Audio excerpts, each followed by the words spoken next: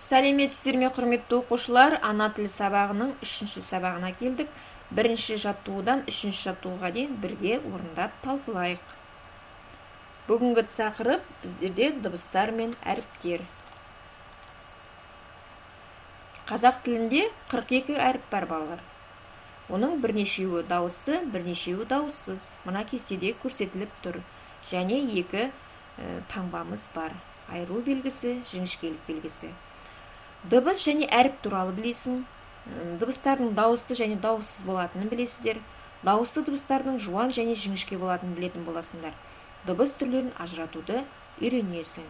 Яғни, біздер осы кезге дейін әліппе сабақтарында да бұл дыбыс, әріптерді ажыратып, олардың түрлерін ажырата аласыздар. Келесі кітаптағы, оқулықтағы бірінші жаттығуға қараймыз. Суретке қара, айналамыздан қандай дыбыстарды естуге болатынын айт дейді. Қандай дыбыстарын естуге болады? Мысалы, машинаның дыбысын естейміз, желдің, құстардың, балалардың дауыстарын, балалардың дыбыстарын естіп жатамыз. Немесе кішкентай баланың ыңырсығанын, жылағанын естейміз.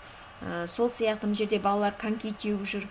Олар коньки тепкен кезде конькилерінің сықырлаған дауыстары естіледі.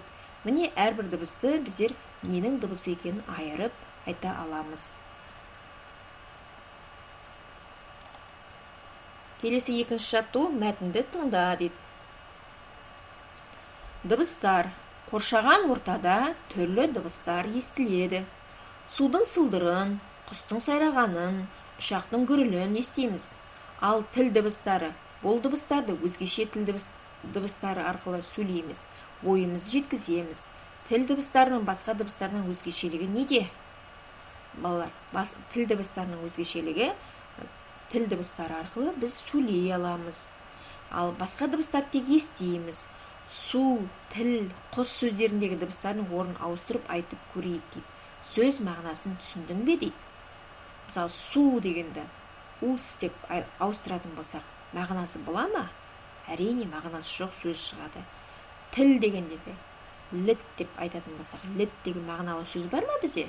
Дыбыстардың орнын ауыстыратын болсақ, мағынасы өзгеріп кетті. Құс деген сөзде де, мысалы, орындарын ауыстырып жесек, жаңағы мағынасы келмей қалады.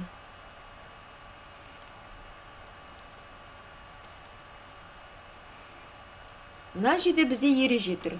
Сөз дыбыстан құралады. Дыбыстарды айтамыз, естейміз. Дыбыстар жазуда әріппен таңбаланады. Әріптерді көреміз, жазамыз. Оқушылар, біздер осы сізге дейінде әліппе сабақтарында айтып жүрміз.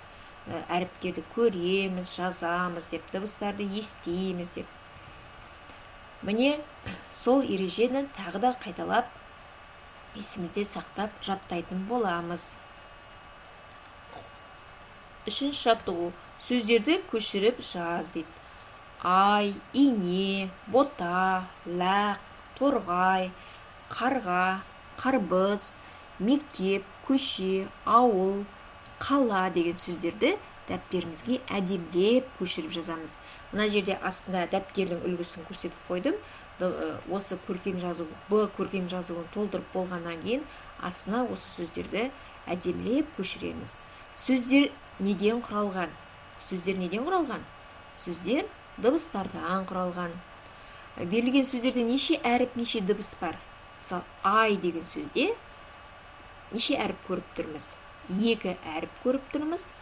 Ай, 2 дыбысты айтып тұрмыз. Ине дегенде біздер 3 әріпті көріп тұрмыз. 3 әріп жазылған.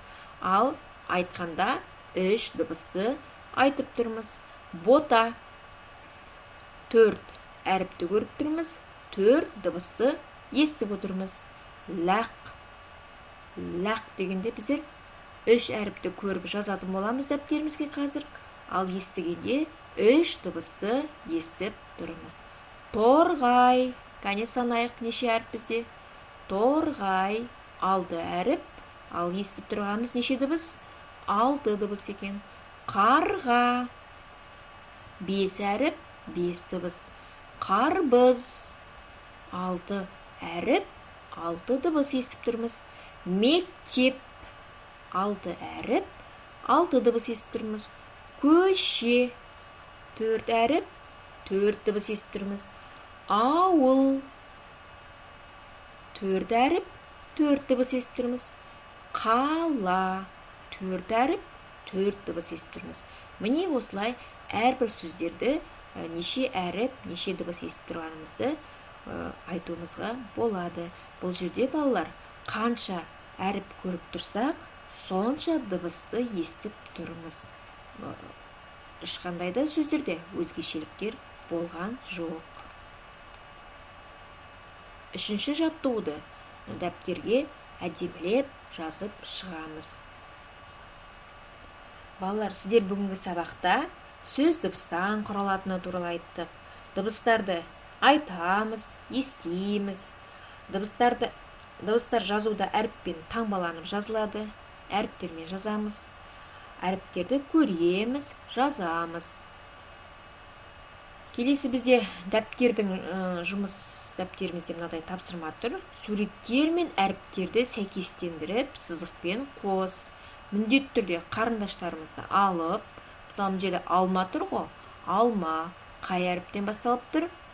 А әріпінен басталып тұр да, ендеше Аға апарып, қарындашпен қосатын боламыз. Келесі сурет қасық қандай әріптен басталып тұр? С-дан басталып тұр, сондықтан сағатта С-ға апарамыз. Қасық, оны Қ-ға апарамыз. Ең соңғы сурет бізде әтеш. Әтешті Ә дыбысына апарамыз.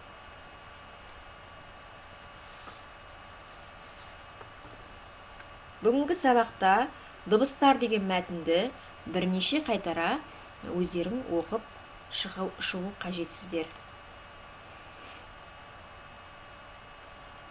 Және де дәптердегі тапсырмаларды жаңағы орындап шығамыз.